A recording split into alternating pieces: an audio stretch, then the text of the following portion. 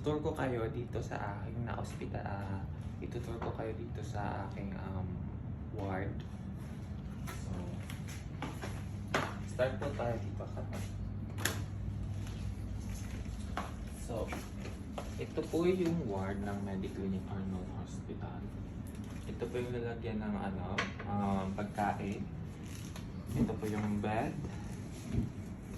locker, cabinet, and nook. Next is, makikita nyo po dito yung upuan ng mga visitor, basurahan. Nakaseparate yung pang medical at yung dry or pang food.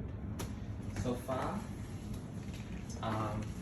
Nakikita nyo po dito yung mga guides na para sa mga patient. So, dito po talaga yung aking bed. Dito ako nagstay for 12 hours na, 15 hours na ako dito nagstay. So, yeah, guys. And dito kayo napkin. Yes.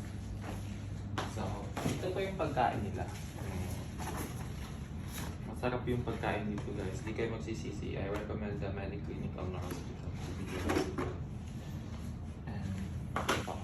Thank you sa sponsor ko, kay Kuya Oliver and kay Ate Shi, na nagbigay ng grocery. Akalain nyo yun?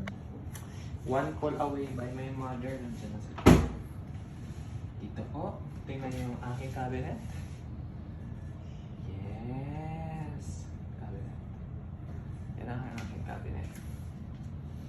Nandito naman tayo sa CR. Actually, dalawang bed pero one CR. Since ako lang naman yung nag-occupy ng room, so sarili ko yung CR. Hi guys. Come. So we have here mirror. You have here also your what do you call this one? Tissue paper, dishwasher, shower set. So, kompleto na to, guys.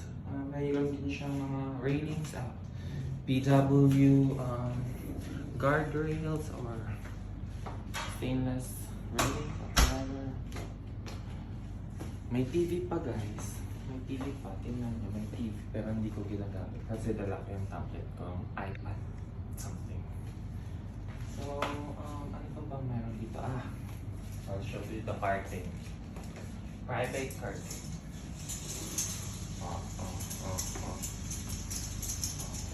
Ano guys? Kita niyo yung private curtain dito. Ang so smooth. If you want to know what happened to me, subaybayan niyo yung vlog ko. Yes. So, yeah. Ngayon, magpapaalam muna ako kasi nauutot na ako. Bye-bye guys.